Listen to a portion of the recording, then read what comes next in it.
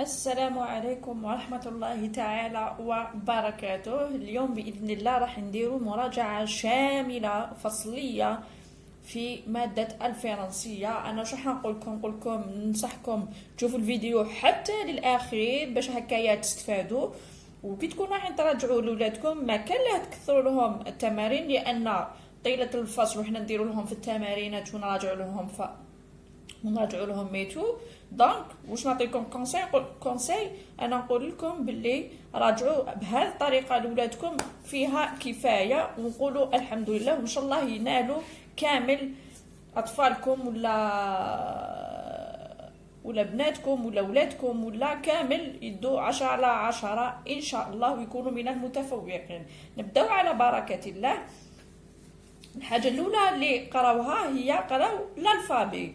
الالفابي واش قلنا عليها؟ مناش متكونه. الالفابي متكونه من 26 حرف اللي هي A B C D E F G H I J K L M N O P Q R S T U V W إكس إيكغيك زد.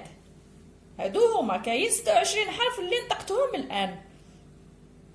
الآن في هاد 26 حرف اللي ذكرناهم من الأ للزد نقسموهم إلى مجموعتين. إذا تفكرتوا في الحصة الماضية واش قلنا فيها لي فوايا اللي هي عبارة عن الحركات اللي هي الضمة الفتحة والسكون، ولي كونسون هي عبارة عن حروف ساكنة. شكون هي لي فوايل عندنا الأ إي أو أو إيكغيك أو.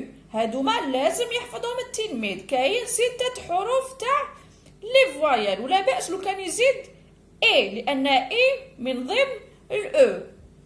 أما الحروف التي لم أذكرها في مجموعة الحركات اللي هي لي فوايل فهي تسمى لي كونسون اللي هي البي سي دي الى اخره، يعني الحروف اللي ما ذكرتهمش ال20 اللي قعدوا لنا. مفهوم؟ الان واش داروا في البروجي نيميرو 1؟ قلنا داروا 4 حروف فوايل فقط اللي هي الأ الإي الأو لا لتر اي. اذا نعاودوهم لي فوايل اللي قراوهم فقط في الفصل الأول قراو 4 وما قراوهمش كامل. حنا قلنا 6 وما قراو 4 فقط. قراو الأ الإي الأو لا لتر إي. الإي هي من بين الحروف تاع الأو. مفهوم؟ الآن لي كونسون اللي قراوهم، لي كونسون قلنا كاين 20. قلنا لي فوايل 6 ولي كونسون كاين 20. الحروف اللي قراوهم في لي كونسون هي لا لتر ام la lettre N, la lettre T et la lettre D. نعاودوها la lettre M, la lettre N, la lettre T et la lettre D. إذن كخلاصة واش قلنا الألفابي فيها 26 حرفا اللي تبدا بالأ وتخلص بالزد، وهذه 26 حروف نقسموها إلى مجموعتين. المجموعة الأولى اللي هي عبارة عن فوايل اللي هي الحركات A, I, E, O, Y et le U، والمجموعة الثانية متكونة من 20 حرف وهي عبارة عن كونسون. الحروف المتحركة اللي هي الفوايل اللي قراوهم في الفصل الأول هي A, I, E, E، وقلنا ال E تنتمي إلى مجموعة الأو. ولي كونسون قرينا ام ان تي الى لتر دي. الآن نمروا إلى ليكريتور يعني الكتابة. واش قلنا في الكتابة المرة اللي فاتت؟ قلنا الكتابة كاين نوعين، عندنا سكريبت نلقاوها في الكتاب وعندنا كورسيف نلقاوها في الكراس. مفهوم؟ الآن نمر إلى أجزاء السكريبت وأجزاء الكورسيف. السكريبت واش فيها مينيسكول وفيها ماجيسكول، وفي الكورسيف نفس الشيء عندنا مينيسكول وعندنا الماجيسكول. الآن نمروا إلى كتابة الأ. في الكتاب ولا في المواضيع في الورقة اللي نطبعوها نلقاو لو تيب ديكريتور هو سكريبت. الأ مينيسكول تطلع بدرجة وحدة، الأ ماجيسكول تطلع بتخوا كور. في الكورسيف مينيسكول تطلع بان كور، ان كور يعني بدرجة واحدة، مفهوم؟ ماجيسكول تطلع بتخوا كور. بهذه الطريقة الآن نمروا إلى لا فوايي لو إي. إي minuscule script, I majuscule script, I minuscule cursive, I majuscule cursive. الآن نمروا إلى لا كونسون M. M هي عبارة عن حرف صامت، إذن هي كونسون وليست بفويل. إذن لا lettre M minuscule script un corps, majuscule 3 corps, cursive minuscule un corps, majuscule 3 corps. مفهوم؟ يعني في المينيسكول يطلعوا كاع الحروف، يطلعوا كامل بدرجة وحدة، هذه هي في الكورسيفة. وفي الماجيسكول يطلعوا بتخوا كور. ونفس الشيء بالنسبة للسكريبت يطلعوا بان كور، وفي المينيسكول وفي الماجيسكول يطلعوا بتخوا كور، إلا حرف التي والدي يطلعوا بدو كور، يطلعوا بدو كور. وعندنا الحروف اللي يحطوا تحت السطر يحطوا بدو كور فقط، والباقي كامل كيف مفهوم؟ الآن نمروا لا لتر ان. لا لتر ان عندنا ان كور مينيسكول، ماجيسكول 3 كور، كورسيف مينيسكول ان كور، ماجيسكول 3 كور. الآن لا فوايي لو او. سكريبت تطلع بان كور في المينيسكول، ماجيسكول 3 كور، كورسيف او مينيسكول ان كور، او ماجيسكول 3 كور. لا فوايي لو اي في سكريبت تطلع في المينيسكول ان كور، ماجيسكول 3 كور. في الكورسيف minuscule un corps, majuscule 3 corps. الآن la lettre T. La lettre T في سكريبت تطلع ب 2 كور في المينيسكول، ماجيسكول تطلع ب 3 كور. عندنا هنايا en cursive تطلع في المينيسكول ب 2 كور، في الماجيسكول تطلع ب 3 كور. la lettre D ولا la consonne D تطلع لنا ب 2 كور وتطلع لنا ب 3 كور في الماجيسكول، 2 كور مينيسكول، 3 كور ماجيسكول اون سكريبت.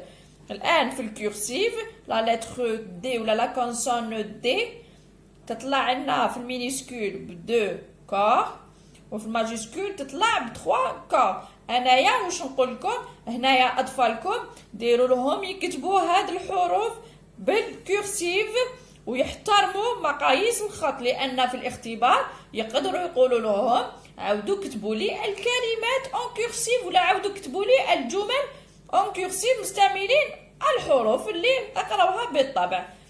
اذا انا ننصحك اعطي لهم يكتبوا من كل حرف، اكتب سطرين مينيسكول ماجيسكول، واللي تشوف فيه ما يعرفش يكتبوه هذاك هو اللي تعاودي تكريه له. الان نمروا الى ندلكم هنا اكزامبل كيما قلت لكم في ليكريتور اكري اون كورسيف، هما يعطوا لهم اون سكريبت وهما يقولوا لهم عاودوا كتبوا اون كورسيف. باغ اكزامبل امينه، امينه هنايا الا كيفاش راهي مكتوبه؟ راهي مكتوبه ماجيسكول، اذا نكتبوها هنا ماجيسكول، مفهوم؟ امينه ومن بعد نلصقوا كامل الحروف اون مينيسكول. هنا بدات ماجيسكول، اذا نبداو بالماجيسكول ونكملوا نلصقوا الحروف تاعنا مع احترام مقاييس الخط. هنايا ني عشن، ني هنا لا لتر ان اون مينيسكول، اذا كنعاودوا نكتبوها مينيسكول لانه هو اصلا فرض عليا نكتبها اون مينيسكول. دائما كنروحو نكتبو الكلمه دائما نتحقق من بدايه الكلمه، يعني الحرف تاعها اذا كان ماجيسكول نبداو بالماجيسكول، اذا بدا مينيسكول نبداو بالمينيسكول. اذا ني هايلك مع احترام المقاييس. انكور دو كور. تانيا اسم طفله. تانيا تي راهي ماجيسكول، اذا نبداو بالماجيسكول. 3 corps, un corps, un corps, un corps et un corps. الآن ليليا هنايا مكتوبة بالماجيسكول، إذا ليليا a une tétine. يقدروا يقولوهم ريكوبيو لي ولا écrit ولا ريكوبي لا فراز en cursive. إذا هنا قلنا بدات بالماجيسكول، إذا نبداو بالماجيسكول. واش نكتبو؟ نكتبو ليليا a une tétine. Lilia a une tétine. لازم وش قلنا؟ لازم نحترموا لي كور تاعنا، يعني طريقة الكتابة. مفهوم؟ صح. هنايا عندنا لي سيلاب. لي سيلاب اللي قراوهم وشنو هما؟ لي سيلاب هي واش معناتها سيلاب؟ سيلاب هو كي تتلاقى لا فوايل مع كونسون. مفهوم؟ واش قلنا فوايل قراو الأ الإي الأو الإي، هذا واش قراو 4. أما بالنسبة للكونسون قلنا أم أن تي والدي. الآن الأم كي تتلاقى مع الأ أم أ تعطينا ما، أم إي تعطينا مي، أم أو تعطينا مو، أم إي تعطينا مي. الآن لا لتر أن لا كونسون أن، أن أ نا، أن إي ني، أن أو نو، أن إي ني. تي الآن لا لتر تي ولا لا كونسون تي، تي A ta, T I ti, T E te, T E te. الآن لا كونسون دي، دي A da، دي I دي، دي E دو، دي E دي. مفهوم؟ هادوما لازم يعرف يقراهم ويعرف يكتبهم. الآن قال لك إكخي، وهنايا نعطي لكم أمثلة واش يقدروا يعطوا لهم على هادوما لي سيلاب. قالوهم écrit des syllabes de lettres avec les lettres suivantes. معناتها اكتبوا لي سيلاب بالحروف الآتية. عطاو لهم الأم الأو والإي. واش قلنا حنايا؟ الأم مع الأو يعطينا م، أم مع الإي يعطينا مي، مع احترام مقاييس الخط. انكور. مفهوم؟ الآن عطانا الأن الأ الإي، كي يتلاقى مع الأ قلنا نا، الآن مع الإي يعطينا ني. نعطيكم إكزامبل آخر. لا لتر دي أ إي كونسون فوايل. دي كي يتلاقى مع الأ تعطينا دا، دي مع الدي مع الإي تعطينا دي، مع احترام المقاييس. دو كور انكور. مفهوم؟ الآن واش قالوا لهم؟ قالوا لهم كومبليت بار تا ما مي دو. هما في القسم راهم تمرنوا وسمعوا بزاف هذه الكلمات. يقدر يعطي لهم هذه الكلمة، يعطي لهم هنا الفراغ، ولا يعطي لهم صورة ويعطي لهم الكلمة ويعطي لهم نقطة الفراغ وهما يعوضوها. أنا وين راني كاتبة بالأخضر هو الحرف الناقص. مفهوم؟ هنايا ان كار تابلو، محفظة ان كار تابلو. إذا في الفراغ نديرو تا، هادية. مفهوم؟ هنايا نا، واسمها التلميذة اللي قراو عليها طول الفصل اسمها أمينة. ولصقوا الحروف. هنايا كاماراد، وهنايا يديروا دو. أماني ويديروا الماء. مفهوم؟ هنا يعطوا لهم كلمات فيها حروف ناقصة يقول لهم عوضوها، كما يقدروا يعطوا لهم صورة وتحتها كلمات يقول لهم اكتبوها لي. مفهوم؟ ويقدروا يعطوا لهم صورة ويقول لهم اكتبوا لي قبالة الكلمة، يعني ما يعطولهمش الكلمة، يعطوا لهم الصورة ويقول لهم اكتب اسم الصورة. مفهوم؟ الآن نمر إلى ما يلي. الأسئلة اللي يقدر يتعرض لها الطفل خلالها ولا اللي تقدر تطيح له في التمرين هي، أنا ننصحكم أنكم تعلموا لهم ولادكم هذه الكلمات اللي حنعطيها لكم باش كي يتلاقى يعرف يقرا. علموه مرنوه باش يقرا وحده السؤال. هنايا انتوغ، انتوغ معناتها احوط. كولوري، كولوري معناتها ألون. سوليني معناتها أسطر. واش عندنا؟ يقدروا يقولوا لنا انتوغ لا ولا انتوغ اي ولا انتوغ ام ولا انتوغ ان ولا انتوغ تي ولا انتوغ دي. يقدر يقول لي لونهم، يخير وحده منهم يقول لي لون، يعني يخير ماشي كامل، يخير زوج 3 حتى 4، ولا يقول لهم سطروا لي تحت الكلمات اللي فيها الأ ولا تحت لي فوايال باغ اكزومبل، ولا يعطوا لهم مجموعة من الحروف يقولوا لهم حوط على لي فوايال ولا لون لي فوايال ولا سطر تحت لي فوايال ولا انكادر ضع مربع على لي فوايال.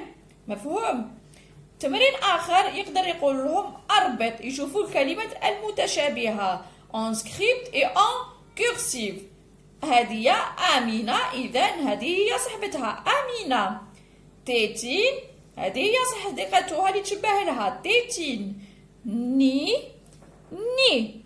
مفهوم؟ يعطوا لهم الكلمات وهما يديروا المقارنة بيناتها، واللي تشبه لها يربطوها بسهم. غولي معناتها أربط الكلمات أو الحروف المتشابهة، يعني يربطوا بسهم. الآن مروا إلى جزء تاع التعبير. يقدروا يعطوا لهم هكذا ويقولوا لهم complète. Bonjour, je m'appelle Anaïs. Je m'appelle Anaïs. Et toi? إذا قلنا bonjour, je m'appelle Anaïs. Et toi? هذه اسمها أنايس. Salut, je suis Amine. هذا اسمه أمين. قال لك complète les deux élèves. عفوا comment s'appellent les deux élèves. معناتها ما اسم les élèves. إذا هما رايحين يركوبيو الاسم يقولوا أنايس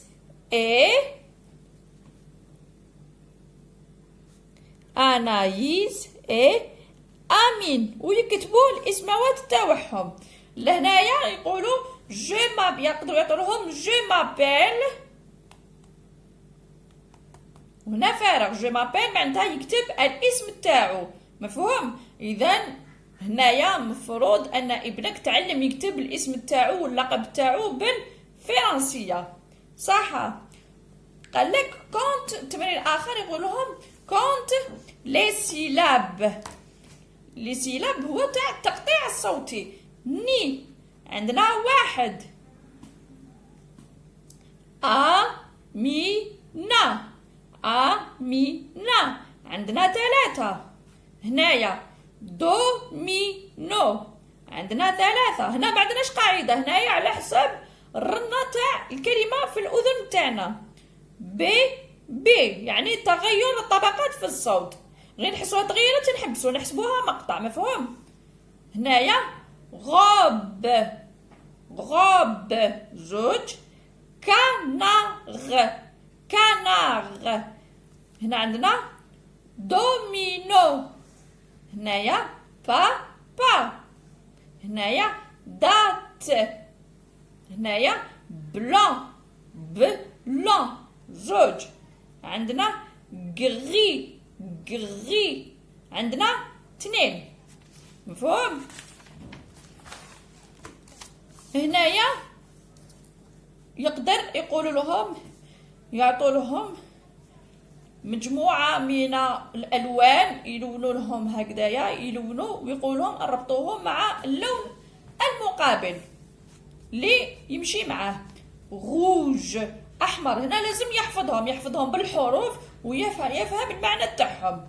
لازم روج، vert, jaune, violet, orange, marron, bleu, gris, rose, blanc.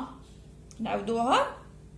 كاين 11 لون: روج، vert, jaune, violet, orange, marron, bleu, gris, rose, blanc.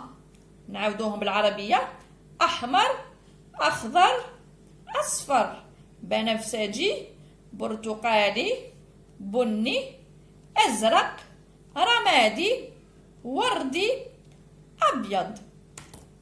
الآن نمر إلى أدوات التعريف. أدوات التعريف اللي هي ان اي اون. ان و اون. نعاودوها. أدوات التعريف هي ان اي اون وتكتب دائما قبل الاسم. مفهوم؟ ان نديروها للمذكر، للمفرد المذكر. مفهوم؟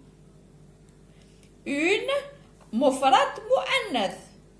ان مفرد مذكر، اون مفرد مؤنث. نعطيكم مثال: كارتابل. كارتابل هو ان، نقولوا هو مذكر، مفرد مذكر، اذا نقولوا ان كارتابل. اون تروس، ان كريون، اون gomme, اون ريغل، ان تاي كريون. مفهوم؟ هنايا ما فيهاش التانيك، ما فيهاش قاعده. هنايا يكون التلميذ يسمع بزاف كلمات في القسم مع المعلمه ديالو، هنايا يطلب من التلميذ التركيز فقط. هنا ما كاش قاعده. اذا هنا نمروا لي برونون بيرسونيل اللي هي الضمائر. إلي إل. باغ اكزومبل جو، راهو تمرن مع الاستاذ ديالو. جو راهو تعرف على جو معناتها انا، انت ولا انتي نقولوا تو. هايلك. انا نقولوا لها جو. انت ولا انتي نقولوا لها تو. مفهوم؟ il بهذه الطريقة ولا بهذه الطريقة، مينيسكول لا ماجيسكول، نقولوها للمفرد المذكر. il معناتها هو. il معناتها هو. elle معناتها هي. elle مينيسكول et ماجيسكول. دونك سا ديبون وين تكون مكتوبة. إذا كانت مكتوبة في بداية الكلمة، بداية الجملة، نكتبوها ماجيسكول. إذا كانت في وسط الجملة نكتبوها بالمينيسكول. مفهوم؟ باغ اكزومبل هنايا يقولهم remplacer les noms par un pronom personnel qui convient. معناتها عوض الاسم بالضمير المناسب ولا بالضمير الصحيح. نزيم مانج. نزيم هو مفرد مذكر، إذا نعوضو نزيم ببرونون بيرسونيل il. هو نقولو هو يأكل. نزيم مانج. نزيم يأكل. واش نقولو هو يأكل. مفهوم؟ ليليا شانت. ليليا شانت. لو نو هنايا هي ليليا، بصح شانت ولا مانج سي دي فيرب، هي افعال. مفهوم؟ ليليا باش نعوضوها بان، باسكو هي ليليا نقولوا عليها هي ماشي هو، هي طفله مفرد مؤنث، اذا نقولوا ال شانت. مفهوم؟ هنا رانا وصلنا لنهايه تاع المراجعه تاعنا واللي شملت كامل الفصل الاول للسنه الثالثه ابتدائي الجيل الثاني. ان شاء الله تكون نالت اعجابكم، وان شاء الله تطبقوها مع اولادكم ويتحصلوا على النتيجه المرضيه والكامله، الا وهي 10/10 ان شاء الله. قل لكم بالتوفيق والى حصه قادمه ان شاء الله. مع السلامه.